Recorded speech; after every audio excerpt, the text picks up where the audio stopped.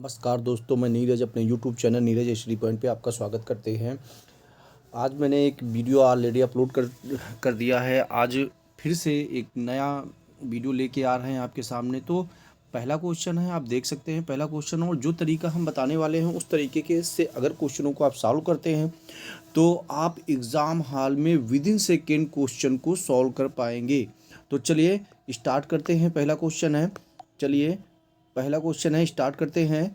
क्या लिखा हुआ है? एक धनराशि का 8% वार्षिक दर से 8 वर्ष का साधारण ब्याज 16,000 रुपये है। इसी धनराशि पर ब्याज की उपरोक्त दर की 1/4 दर से 2 वर्ष का चक्रवृद्धि ब्याज क्या होगा? तो आपको आपको दे रखा है 8 वर्ष में 16,000 रुपये होता है। तो आप बताओ एक वर्ष में साधारण ब्याज कितना होगा? एक वर्ष में साधारण ब्याज 2,000 होगा।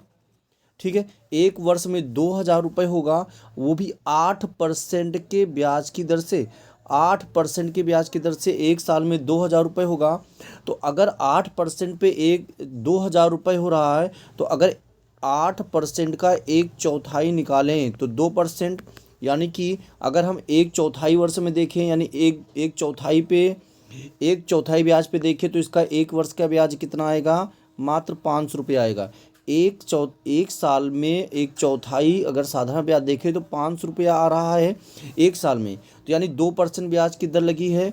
तो आपको यहाँ पे 2 वर्ष का चक्रवृद्धि ब्याज बताना है। तो 2 वर्ष का जो चक्रवृद्धि ब्याज है, पहले साल का जो ब्याज है 500 रुपये रहेगा, अगर दूसरे साल भी जाते हैं तो 500 रुपये रहेगा। यानी चक्रवृद्धि ब्याज पहले साल का 500 रुपये, दूसरे साल का ब्याज 500 रुपया। अब क्या करेंगे? इस 500 रुपये का 2% निकालते हैं। अगर 2% आप निकालते हैं तो 2 जीरो जाएंगे, 5 दूनी 10, यानी 10 रुपये और मिलेगा आपको। तो आपको 2 साल में कितना रुपये ब्याज मिल जाएगा? 500 + 500 + 10, यानी कि 1,010 रुपया आपका ब्याज होगा। आंसर नंबर सेकंड सही होगा। तो चलिए इसी तरीके से हम अगले क्वेश्चन पे बढ़ते हैं। कोई और अच्छा सा क्वेश्चन देखते हैं। तो देख सकते हैं आपके सामने एक और स्क्रीन पे एक क्वेश्चन नज़र आ रहा होगा। इस क्वेश्चन को लगाने का जो बेहतरीन तरीका मैं बताने वाला हूँ, उस तरीके को ध्यान दीजिएगा। बहुत सारे बच्चे इसका बहुत लंबा सा कैलकुलेशन करते हैं, बट मैं नहीं करने वाला हूँ। यहाँ पे आप देख सकते हैं 15,000 रुपये पर प्रति लैपटॉप की दर से 15 लैपटॉप खरीदें, और उन सभी को, यानी जितने 15 हैं, 2.97 लाख रुपए में बेच दिया। यानी कि इसने 15,000 रुपये का एक लैपटॉप खरीदा। तो 15 लैपटॉप कितने हुए हैं? 15,000 × 15। और यहाँ पे क्या किया इसने? 2.97 लाख में, यानी 2.97 लाख में इसने क्या किया है कि जो 15 लैपटॉप है वो बेच दिया। अगर मैं इसका रेशियो निकालूं तो ये सीपी हो जाएगा इसका, और यहाँ पे ये एसपी आ जाएगा। क्लियर है? ये सीपी होगा और इसका ये एसपी हो जाएगा। अगर हम यहाँ पे बात करें तो ये लाख में है, तो लाख में बनाने के लिए इसको हम क्या करेंगे? 1 लाख से मल्टीप्लाई कर देंगे। 1 लाख में कितने जीरो होते हैं बेटा? 5। तो यहाँ से 2 अंक बाद दशमलव है, तो ये दशमलव हटेगा, तो ये 2 जीरो हटेंगे। यहाँ के 3 जीरो कैंसिल करते हैं तो ये 3 जीरो। अगर इसको डिवाइड करते हैं 3 से, तो 3 × 5 = 15, और यहाँ पे 3 × 9 = 27, और फिर 2 बचेगा तो 3 × 9 = 27। ठीक है, 3 × 9 = 27, 3 × 9 = 27। अगर आप यहाँ पे देखें 15 अभी 3 से कटेगा तो 3 × 5 = 15, 3 × 5 = 15, और 3 × 3 = 9, और 3 × 3 = 9, यानी ये 25:33 के अनुपात में आएगा। ठीक है, तो 25 रुपये से बढ़कर आपको 33 रुपये मिल रहे हैं, मतलब 8 रुपये आपको ज़्यादा मिल रहे हैं। किससे? इससे। ठीक है, 8 रुपये का डिफरेंस आ रहा, 8 रुपये का डिफरेंस आ रहा, तो 100 के हिसाब से कितना होगा? ठीक है, डिवाइड बाय परसेंटेज में बनाना होता है, तो 25 से डिवाइड करेंगे। आपको 25 से डिवाइड करेंगे तो यहाँ 25 चौके 100, 8 चौके 32। आपका राइट आंसर 32% होगा। ये रहा आपका आंसर। चलिए इस तरीके से एग्जाम में सॉल्व करते हैं। नेक्स्ट क्वेश्चन देखते हैं बेटा। अगला क्वेश्चन है, आपका जो क्वेश्चन गिवन है, कहा गया है 1 + 2/3। अगर इस नंबर को हम कैलकुलेट करें, यहाँ पे डिवाइड का निशान लगा हुआ, यानी इसके बीच में डिवाइड का निशान लगा हुआ, इसके बीच में प्लस का निशान लगा हुआ है। ठीक है, तो आप ये बताना, यहाँ पे 1 + 2/3, अगर इसको हम कैलकुलेट करें 1 + 2/3 को 3 + 2 यानी कि 5/3 लिख सकते हैं। ठीक है, और डिवाइड करना है आपको। यहाँ पे इस होल नंबर को देखते हैं, 1 + 1/3 लिखा हुआ, तो इसको लिख सकते हैं 4/3। क्लियर है? और डिवाइड बाई यहाँ पे सॉल्व कर सकते हैं, इसको लिख सकते हैं 2/3 +1 यानी कि इसको लिख सकते हैं 5/2, 5/3 सॉरी 5/3। अगर मैं इसको कैलकुलेट करूं तो यहाँ पे इतना इतना नंबर बना, तो 5/3 डिवाइडेड, ऐसे क्वेश्चन एग्जामों में देखे गए हैं और एग्जाम का ही आया वो क्वेश्चन मैं आपको सॉल्व करा रहा हूँ। अब यहाँ पे देख, एक चीज़ ध्यान से समझना, जब भी ये डिवाइड हो तो उसको तुरंत चेंज करेंगे किस में, मल्टीप्लाई में, और इनके नंबर इंटरचेंज करेंगे तो 3/5 हो जाएगा, यानी 3 ऊपर और 5 नीचे आ जाएगा, तो 3 से 3 कैंसिल हो जाएगा। तो आपका यहाँ पे जो बचा है ये 5/5 बेटा कितना बचा हुआ है 3, और डिवाइड का निशान हटाएंगे तो मल्टीप्लाई होगा। देखिए यहाँ नीचे 5 बचा तो 5 ऊपर कर देंगे और 4 नीचे आ जाएगा, तो 5 × 5 25 होता है, 4 × 12 यानी 25/12 आपका राइट आंसर सेकेंड नंबर हो जाएगा। ठीक है, 25/12 आप गुणा कर लीजिए भाई, 5 × 5 यानी 25 हुआ, 3 × 4 मतलब 12 हुआ। तो चलिए समझ में आ रहा होगा, मैं समझ सकता हूँ, आप देख सकते हैं। अगले क्वेश्चन की तरफ बढ़ते हैं। नेक्स्ट क्वेश्चन है, अगला बेहतरीन क्वेश्चन है, आप देखिए इस क्वेश्चन को आप देख सकते हैं, और इसकी भी मैं जो ज़बरदस्त ट्रिक बताने वाला हूँ उस ट्रिक को आपको ध्यान रखना है। देखिए चावल की 2 किस्में हैं, ए और बी, जिनका क्रय मूल्य क्रमशः 210 रुपये और 280 रुपये प्रति किलो है, को 3:4 के अनुपात में मिश्रित किया गया, यानी कि 210 वाले को 3 किलो बेचा गया है, यानी 210 को अगर हम क्या करें, गुणा करें 3 से, ठीक है। और यहाँ पे फिर क्या कहा गया, 4 वाली को बेचा गया, यानी जो 4 किलो बेचा गया 280 में, तो प्लस करेंगे 280 × 4, ठीक है। एक बॉक्स में रखेंगे इसको और यहाँ पे बनाएंगे एक रेशियो, और यहाँ पे 4 और 3 7 इंटू करेंगे 7 इंटू, क्योंकि टोटल मिश्रण यानी कि जो टोटल मिश्रण है वो 260 रुपये बेचा गया, तो 260 कर देंगे, ठीक है। वो कितना करेंगे 260 रुपये, ठीक है। आप 260 रुपये ले सकते हैं, यहाँ पे 260 रुपये इंटू हुआ है, तो यहाँ पे 260 रुपये, ठीक है।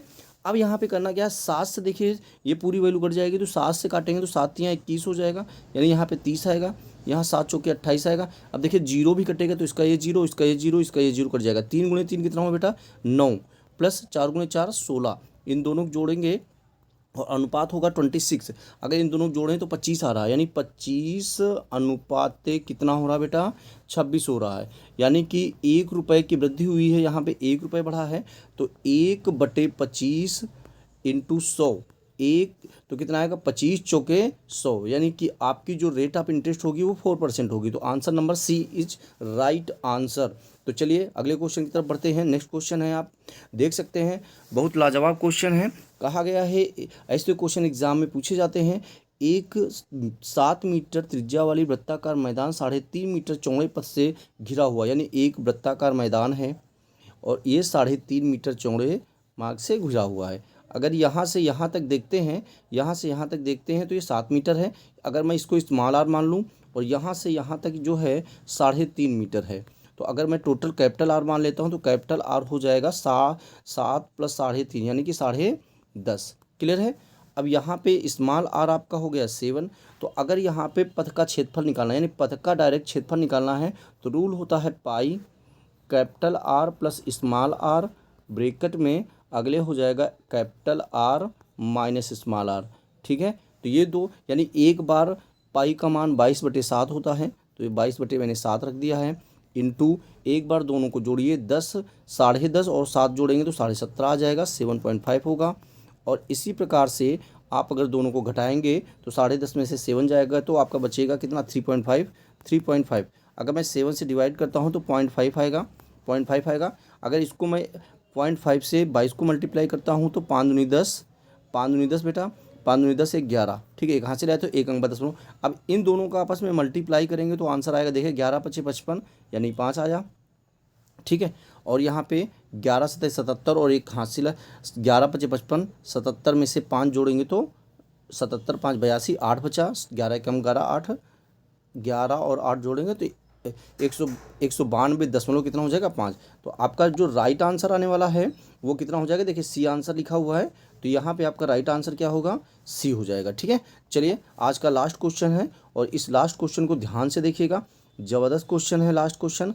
आप देख सकते हैं आपका जो ये लास्ट क्वेश्चन है बहुत सिंपल सा क्वेश्चन है, ध्यान से समझना है। मैं यहाँ पे आपको 2-3 इम्पोर्टेंट चीज़ें बताने वाला हूँ और उन इम्पोर्टेंट चीज़ों को समझने का प्रयास करना। देखिए 1//, यानी 1// है, फिर अगला जो है पी स्क्वायर बाई यानी पी स्क्वायर बाई कितना है बेटा, पी प्लस सिक्स है, ठीक है।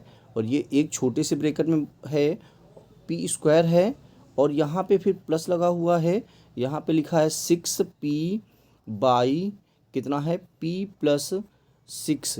क्लियर है, ये p है और ये छोटे ब्रैकेट में बंद है, ठीक है, ये होल ब्रैकेट है। अगर इतने को सबसे पहले हमें सॉल्व करना होगा तो 1 डिवाइडेड बाई कितना होगा, देखो पी स्क्वायर पी, यहाँ पे पी प्लस सिक्स दोनों का बेस समान है तो पी प्लस सिक्स हो जाएगा। अगर बेस समान होता तो ऊपर की वैल्यू ऐड हो जाती है, यानी P square plus 6p। Clear है, पी स्क्वायर प्लस 6p। अगर मैं इसको सॉल्व करता हूँ तो 1 डिवाइडेड बाई यहाँ से पी कॉमन हो जाएगा तो पी कॉमन होगा और यहाँ पे बचेगा p प्लस 6 और p प्लस 6। क्लियर है, तो ये दोनों कैंसिल आउट हो जाएंगे। आपका राइट आंसर आएगा 1/p, यानी 1/p आपका कहाँ पे है, बी नंबर है, ठीक है। एक तरीका तो ये है और इसी में हम दूसरा तरीका भी बात कर लेते हैं, दूसरे तरीके से भी हम क्वेश्चन को सॉल्व कर सकते हैं। तो देख सकते हैं इजीली हम दूसरे तरीके को क्या करेंगे, कोई वैल्यू पुट कर लेंगे, p की कोई वैल्यू हम लोग यहाँ पे पुट करेंगे और p की वैल्यू से ही हम आंसर निकाल देंगे।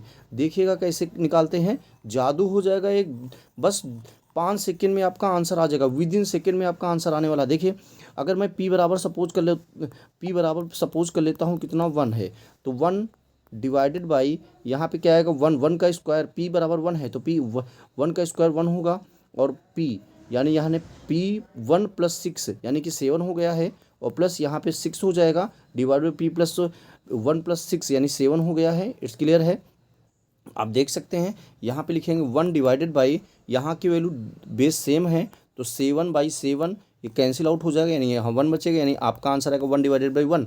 तो p की वैल्यू 1 रखने पे 1 डिवाइडेड बाई 1 कहाँ पे बच रहा, यानी इसी पे आएगा, 1/1 हो जाएगा बेटा, 1/1 हो जाएगा, आंसर भी हो जाएगा। तो चलिए आज का वीडियो आपको समझ में आया होगा, अच्छे से आया होगा। कुछ वीडियो मेरे थोड़े से ख़राब हुए हैं तो उसके लिए माफ़ी चाहते हैं। अब धीरे धीरे, क्योंकि मैं अभी ज़्यादा मैं सीखा नहीं हूँ, इसलिए थोड़ा सा दिक्कतें हो रही हैं। जैसे ही मेरी दिक्कतें समाप्त होंगी आपको अच्छे अच्छे वीडियोज़ मिलेंगे, अच्छे अच्छे ट्रिक्स मिलेंगे। थैंक यू, धन्यवाद। जय हिंद, जय भारत,